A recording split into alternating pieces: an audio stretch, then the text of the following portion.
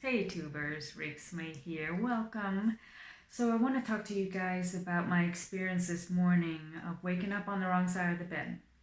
My cat was at it this morning. Usually, occasionally, he nudges me a little bit so he can join me under the covers, which is fine. We love it. I love it. We snuggle. But he kept waking me up for no good reason this morning over and over again. So that was that. And then my dog, my 7.5 month Labrador puppy, um, kept waking me up as well with like his weird licking. And then a couple of hours before my alarm went off, he was just making weird noises and just wanting to get up and out. I was not ready because I love my sleep and my alarm was not going off anytime soon. Nevertheless, all of that happening on top of me having a really, really bizarre dream, it made me not feel okay this morning. I was off. I didn't feel like myself, and any little thing that happened just made me angry. Um, my dog was not walking well when we went for a walk. All this training we've been doing all week, he was just not listening whatsoever. Kept pulling because there's squirrels and or a weird scent by the lamppost, whatever. We had to cut the walk short, and I was angry at him. And then just little things just kept piling on, and I can tell like I'm just like walking around with this gray cloud around my head, and I just could not shake it off. So I still try to be somewhat productive, and in the back of my mind, I was like, you know what, I should probably just lay on the couch and just have a chill day, you know? But I try to be productive ish. I got on my computer to get some work done, and of course, anytime you try to be productive, you end up on reddit.com, which is fine. I end up on this Made Me Smile subreddit that I love, and this little video of Sir Nicholas Winton came on, and that little story made me cry and changed my day, pretty much. And so, just a little background about the video. Sir Nicholas Winton, um, has the secret that he's been hiding for the past 50 years. And his wife was the one that uncovered the secret. The secret was that he had saved 669 children during the Holocaust.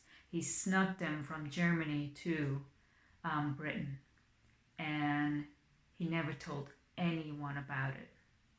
So his wife found his records, his journals in the attic like 50 years later, and a reporter got hold of it, and they had arranged this ceremony for him. He didn't know anything about it. He didn't know that anyone else knew. So what ended up happening was that like he was invited to this TV show where he was just an audience member, and then during the show, all these people around him started getting up. They were standing and they were clapping, and he was so confused. He didn't know what was going on. What happened was the audience member were all the children that he had saved. They're all grown up, and they were there to thank him in person because what he did was a miracle. It's hard for me to talk about it without choking up a little bit, but that's the whole point. I wanted to share my experience, even though it's so little, it has helped me. And you know, every day is just a bunch of little things piling up, right? Little habits that help propel you to be a better person. And this little video helped propel me to be a better person today, because I could have just given up to a TV show, and then before I knew it, it was time for bed again.